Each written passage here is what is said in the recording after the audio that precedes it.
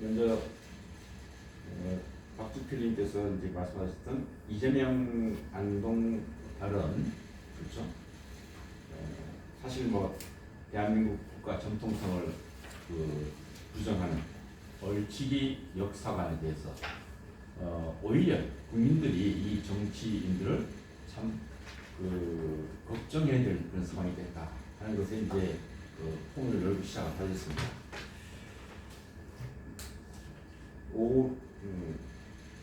대한민국은 50 총선으로 건국된 것이다. 친일파와 미군정에 의해서 친일파와 미군정이 건국의 주역이 아니다. 그렇죠? 예. 대한민국은 뭡니까? 한반도 5,000년 역사상 처음으로 왕의 백성에서 그리고 식민 지배의 식민에서 주권을 가진 그 국민에 의해서, 그것도 국민 투표에 의해서 만들어진 것이죠. 정말 역사적이고 혁명적인 사건의 결과 아닙니까? 대한민국이라는 나라가 얼마나 이 엄청난 그 변혁의 역사를 그렇게 왜곡할 수 있습니까? 좀 격을 높여야 될 것 같습니다. 수정주의자 브루스 커밍스와 관련된 내용을 보여주는데, 사실 커밍스 얘기는 그 한소 수교와 동시에 그 비밀문서에 의해서 다 확인이 됐고, 지금 현재 국방부의 그 세 권의 책으로, 그러니까 그 당시 북한 그 군사 고문단장을 하던 그 라즈와예프 중장이 쓴 보고서 내용물을 해가지고 세 권이 다 정리되어 있습니다. 아주 자세히 되어 있습니다. 이런 얘기들은 다 사실을 왜곡한 것에 불과하다는 얘기를 말씀드리고 싶고, 낭만적 민주주의와 북한 전체주의와 관련해서 586 운동권 세력의 위험한 혁명론, 환상적 통일론, 그 바탕에는 종족적 민족주의의 역사의식이 깔려있다. 이 종족적 민족주의가 1948년 대한민국의 건국을 부정하고 김일성 주체사상에 동조하는 체제 전복 이대의 언어기가 되었다 하는 것입니다. 네, 전적으로 이 공감하는 부분이죠. 그래서 이 종족적 그 민족주의, 예, 그렇죠, 낭만적 민족주의라고 하는 것인데요. 예, 낭만적 민족주의는 독일의 정치적 낭만주의로부터 출발한 것이죠. 아까 설명하셨던 그 슐레겔의 폴크, 민족 개념이 바로 그것입니다. 그 다음에 이제 말씀하신 게 에드워드 카의 그 역사 문제는 바로 가치 재평가 문제다라고 이제 했습니다. 예. 피와 땀 인내를 일궈낸 대한민국 역사를 버려야 할 그런 유산으로 폄하하는 586 운동권의 자학적인 역사 인식과 역사 교육으로 전후 세대의 국가관이 삐뚤어진 것은 큰 문제다. 네. 6.25 전쟁의 후유 중 586 운동권의 체제 전복 전쟁, 좌파 전투주의 공포 정치가 복합된 총체적 모습이 대한민국을 엄습하여 대한민국 국민은 안흥의 상태로 만들었다라고 진단하셨습니다. 예, 여러분도 공감하시죠? 네, 대단히 위기 국면에 우리가 직면해 있다 하는 사실을 직시할 수 있어야 된다는 얘기겠습니다. 그럼에도 불구하고 586 운동권 세력이 장악한 문재인 정부는 종족적 민족주의를 프로파간다하여 동맹보다 우리 민족끼리 평화통일을 앞서는 대전환을 꿈꾸고 있다 라고 진단하였습니다. 그것은 1948년 건국체제와 1987년 민주화체제를 수중하는 차원을 넘어서 자유민주주의의 헌정체제 제도를 바꾸는 체제 전복 전쟁을 노동에 걸게 하고 있다 라고 이제 진단하였습니다. 여기에 바로 이재명 경기지사의 안동 발언은 바로 그것의 결과고 시작이다 라고 이제 진단을 하셨습니다. 그래서 이러한 그 위험한 혁명론과 전복 전략으로 망가질 위기에 있는 국가를 바로 잡아야 한다 라고 강조를 하셨습니다. 겹쳐서 서명구 박사님께서도 이 논점의 1차적인 목적은 대한민국 정통성에 대한 공격에 집중되고 있다 하는 것을 문제점을 제시하셨죠. 그래서 만악의 근원인 분단의 시작이다. 그러니까 대한민국 그 자체의 건국이 그 분단의 시작이다. 만악의 근원이 대한민국 건국으로부터 잉태됐다 하는 지적이죠. 분단의 그래서 이승만 대통령은 분단의 원인이다 라고 하는 그 날조된 공서를 퍼붓고 있다. 그리고 대한민국은 태어나지 말았어야 할 나라다라고 이렇게 왜곡하고 있는 것이죠. 여기에 이념적 바탕에는 종족적 민족주의가 도사리고 있다라는 것입니다. 자, 그러면은 대한민국을 그 민족이라는 이름하에 종족을 분단시킨 죄업을 매도하고 있다. 여기서 이제 분단이라는 말과 민족이라는 그 용어가 나옵니다. 분단은 실제 분단 그 사관이 있죠. 예. 분단을 중심으로 모든 것을 보는 것이죠.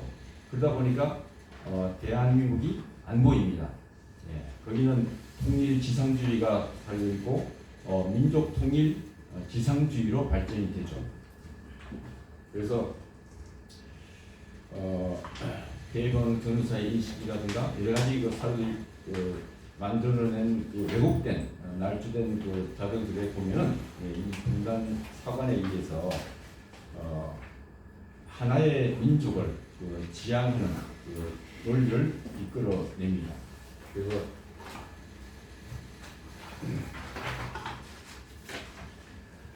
결과적으로 그 대한민국은 그 탄생해서는 안 될 나라로 이렇게 치부하고 만 것이죠. 자, 그러면은 이 분단사관의 그 민족 통일 지상주의가 이제 제기되는데 과연 그러면은 이 민족 지상주의는 어떻게 발전돼서 우리에게 들어가겠습니까? 그럼 그럼 과연 그 민족이라는 용어가 우리 한반도에 주어진 의미는 무엇이겠습니까? 여러분은 민족을 뭐라고 생각하십니까? 지금 현재 나타나 있는 자료상을 보면은 많은 자료가 민족이란 역사와 문화, 혈연, 전통을 공유한 집단이다. 뭐 이렇게 이제 의식하는 것이 많습니다. 종족적 관념을 얘기하는 것이죠. 근데 민족이라는 의미는 사실 그 단어 자체가 우리에게는 없었습니다. 민족이라는 단어가 우리에게 들어온 게 이제 1900년대 초죠. 일본으로부터 들어왔습니다. 민족은 일본에서 네이션이라는 용어를 번역한 것인데, 물론 이제 민족이라는 용어는 네이션과 폴크 두 가지가 있었죠. 그 중에 이제 네이션이라는 용어는 프랑스 시민혁명의 이념적 토대가 됐던 나시옹을 얘기하는 것입니다. 거기는 개인의 자유와 권리가 보장된 공동체, 주권적 개인이 존재하죠. 그런데 폴크는 그 의미가 없습니다. 폴크는 지체적이고 개인보다는 문화, 집단을 의미하는 것이 크죠. 그것이 이제 아까 얘기했던 슐렉의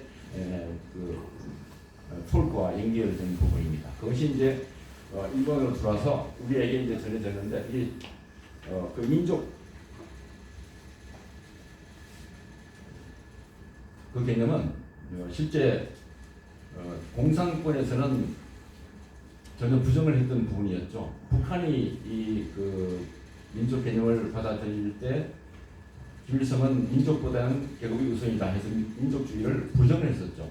그랬던 북한이 1980년대 중반에 조선민족 제일주의를 주창합니다. 그러면서 조선민족 제일주의는 물론 그 당시 북한이 체제 유지를 위한 국민의 지책이었죠.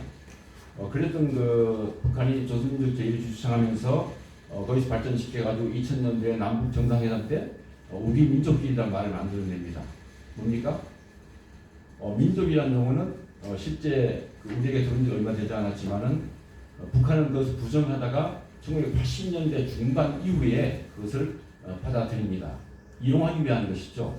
민족의 영은 아까 설명드렸듯이 개인의 자유와 권리, 그러니까 주권적 개인이 존재해야만 바로 이제 우리가 얘기하는 정상적인 그 민족 개념으로 볼 수 있는 것인데 북한은 그런 개념이 없죠. 북한에 주권이 있습니까? 주권적 개인이 존재하지 않죠. 근데 북한은 그것을 이데올로기화해서 주체 민족관과 결합시킵니다. 그래서 우리 민족끼리를 만들어내고 우리 민족끼리가 나중에 어떻게 발전됩니까? 2002년도에 그 북핵 위기 때 부시의 악어축이 북한이었죠. 예, 악어축 개념에 의해서 어떤 체제의 위기의식을 느끼고 민족 공조를 내세운 것입니다. 그러니까 반미, 반외세, 민족 공조 개념을 들고 나오는 것이죠. 그랬던 그 민족 공조 개념은 물론 우리 남쪽의 북한을 종북 세력들에게는 뭐 좋은 호재가 됐겠죠. 그것은 하나의 그 그람시적 그 진지의 그 고정화 확대를 의미하는 부분도 있는데 실제 민족 공조 개념에서 출발해서 우리 민족끼리가 이제 우리 민족끼리가 민족 공조 개념으로 발전이 됐습니다. 그것이 남과 북의 어떤 그 한민족이라고 하는 그 개념으로 이용됐던 부분입니다. 그것이 하나의 낭만적 그 민족관념으로 우리가 얘기를 하는데 이제는 우리가 그런 어떤 그 남과 북의 모습을 그런 하나의 민족이라고 하는 낭만적 민족관념에서 극복하고 탈피할 때가 됐다. 왜냐? 북한은 같은 민족이라고 하지만 우리가 같은 민족으로서의 어떤 그 모습을 한 번도 보여준 적이 없지 않습니까? 6.25 전쟁을 일으켰고 그 다음에 8.8을 폭파시켰고 청와대 간첩들 난파해서 청와대 습격을 기도했고 그렇죠? 잠수정 침투, 전함 폭침 등등의 국방부 발표로 3,300여 회의 그 각종 침략과 도발을 갖다가 해왔던 북한입니다. 과연 이것이 같은 민족이라 할 수 있습니까? 그래서 북한은 우리와 같은 민족이 아니다. 감성적으로 그렇고 논리적으로 봐도 맞지 않는다는 것이죠. 그래서 우리는 이제 낭만적 민족관념을 극복할 수 있어야만이 된다. 그리고 북한을 바라볼 때 북한은 전체주의 체제죠. 우리는 자유민주주의 체제입니다. 북한은 같은 민족 개념이 아니고 하나의 체제의 이질적인 그 체제로 볼 수 있어야 된다 하는 것입니다.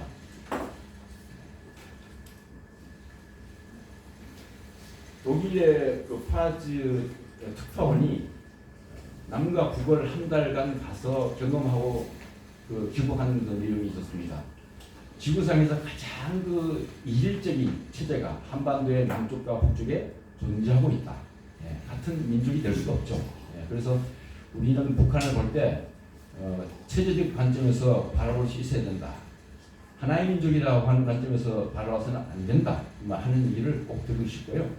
그래야만이 아까 그 종족적 민족주의가 이 체제 전복의 기제로 사용될 수 있다라고 그 말씀드렸던 그 부분을 극복할 수가 있다 하는 얘기를 할 수 있겠습니다.